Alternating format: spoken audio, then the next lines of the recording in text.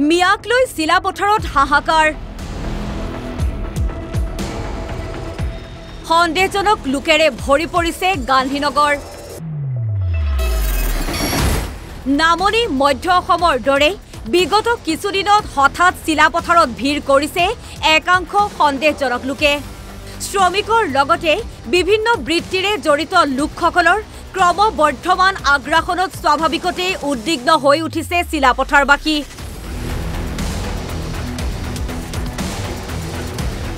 বৰপেটা দৰং ধুবুৰী নগাঁও মৰিগাঁৱৰ বুলি দাবী কৰা লোকসকলে চিলাপথাৰক ট্ৰেনজিট পইণ্ট হিচাপে লোৱা দেখা গৈছে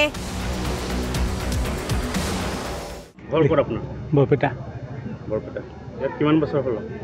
8-5 বছৰ তো লিখাবালি কালি যামগৈ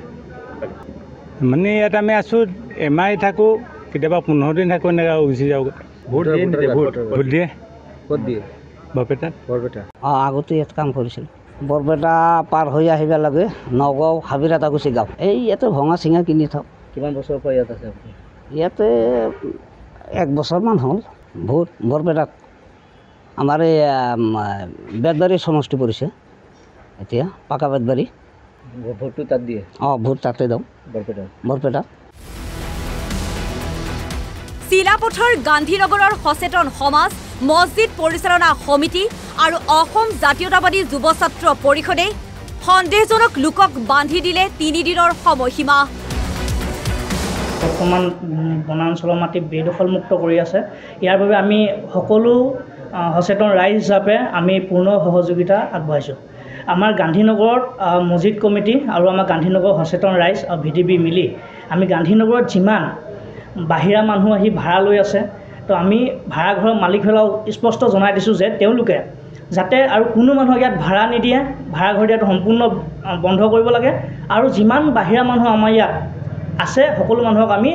3 দিনৰ সময়সীমা বান্ধিছোঁ 3 দিনৰ ভিতৰত তেওঁলোক ইয়াৰ পৰা যাব লাগিব অলৰেডি আজি ৰাতিপুৱা বহুত মানুহ ইয়াৰ পৰা ওলাই গৈছে বাহিৰৰ মানুহ এটাকো আমি ভৱিষ্যত ভাড়া নিদিওঁ ভাড়াঘৰ কালচাৰটোৱে বন্ধ কৰিছোঁ তেওঁলোকক লৈ মই ইমানে কথা ক'ম প্ৰশাসন আছে আইন আছে আইনে নিজৰ একশ্যন ল'ব কি প্ৰকাৰে এটি কাম কৰিব লাগে সেই আইনৰ আমি মই আগতে ক'লোঁ ধেমাজি প্ৰশাসনক আমি অনুৰোধ জনাইছোঁ যে যদি কিবা এটা সন্দেহজনক নাগৰিক কোনোবা ইয়াত আছে আইনে উচিত ব্যৱস্থা ল'ব লাগে উল্লেখ্য যে ইয়াৰে একাংশ সন্দেহজনক লোকে গান্ধীনগৰৰ চৰকাৰী ভূমিত গৃহও নিৰ্মাণ কৰিছে চিলাপথাৰৰ পৰা কল্যাণ গগৈৰ ৰিপৰ্ট NB নিউজ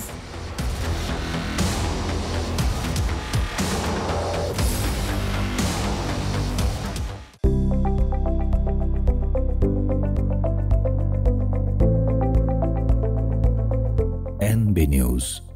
সহজ সৰল ভাষাত নৱভাৰতৰ কথা